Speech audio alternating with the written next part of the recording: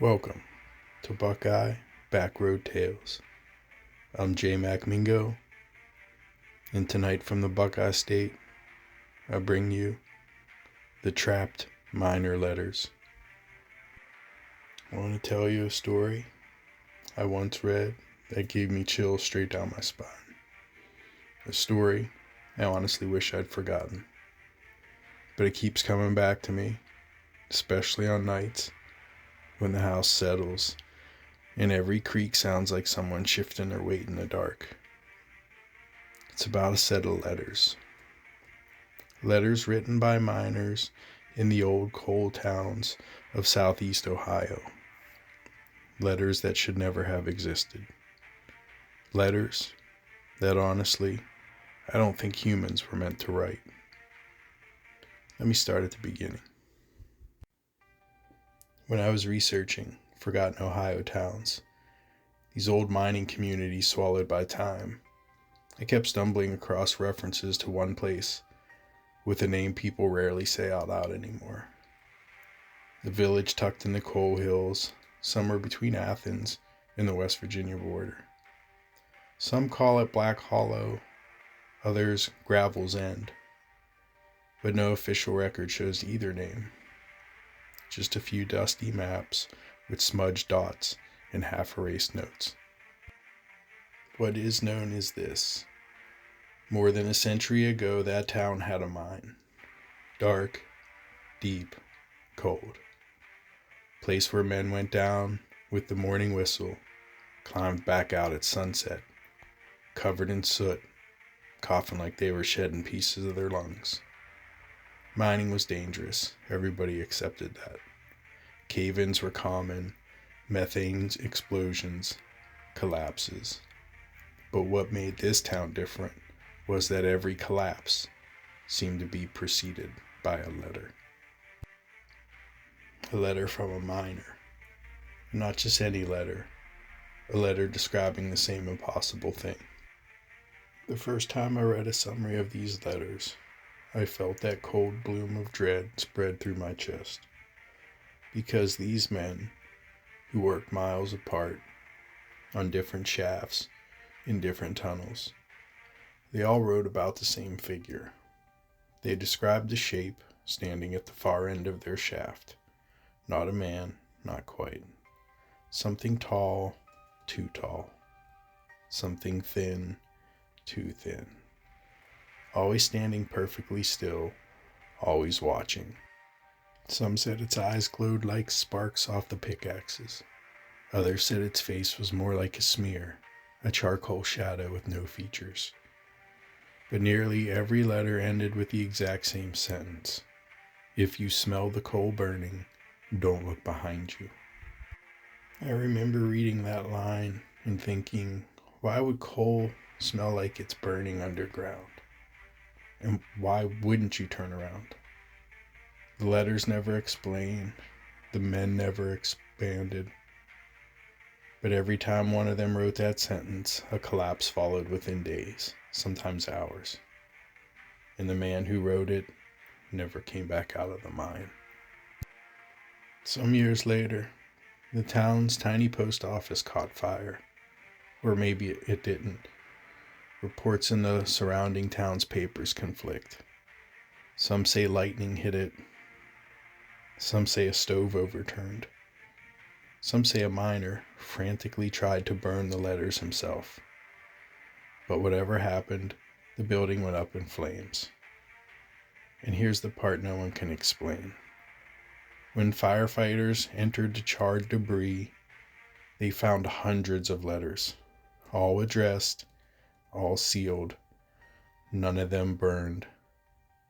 The fire had turned furniture to ash, bent metal into molten puddles, but all the letters sat on a shelf, untouched. Every single one of them, was written in the same trembling hand, signed by miners who never made it out. Some letters were dated years after they died. Now, this last detail that kept me awake the first night after I read it.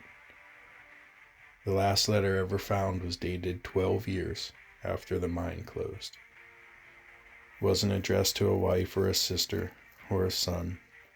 It was addressed to the next person who digs too deep. The letter was short, single piece of paper, one paragraph. And I swear reading the transcription felt like someone was leaning over my shoulder watching. And it said, "The figure is still here. It waits in the tunnels we carved, where the light never reaches, where names are forgotten. If you go below, you will see it. Do not speak to it. Do not breathe near it. Do not answer when it calls your name. If you smell the coal burning, you're already too late." I read that and just sat perfectly still for minutes.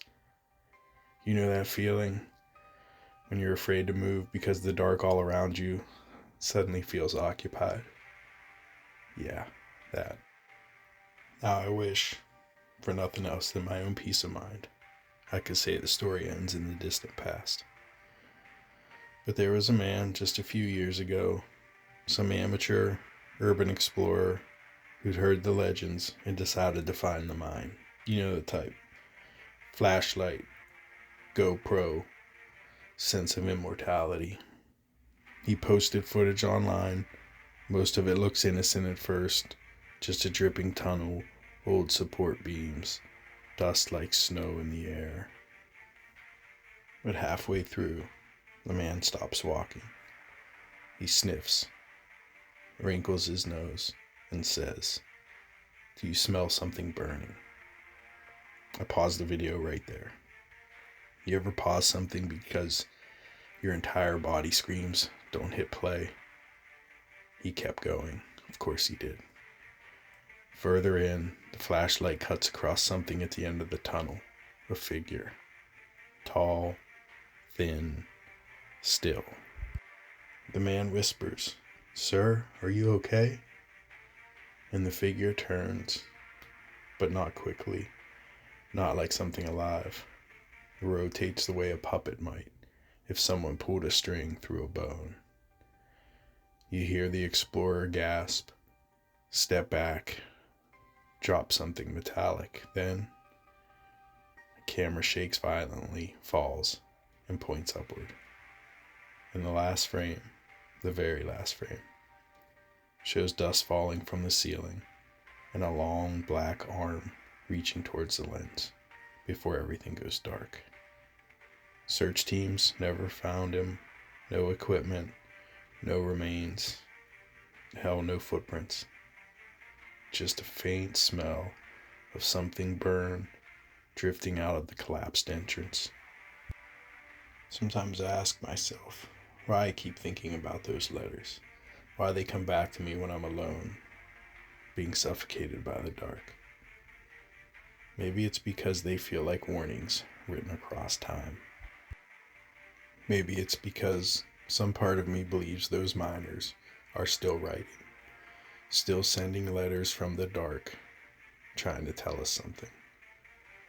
Or maybe, and this is the part that hits hardest, maybe the figure in the mine never cared about the miners at all.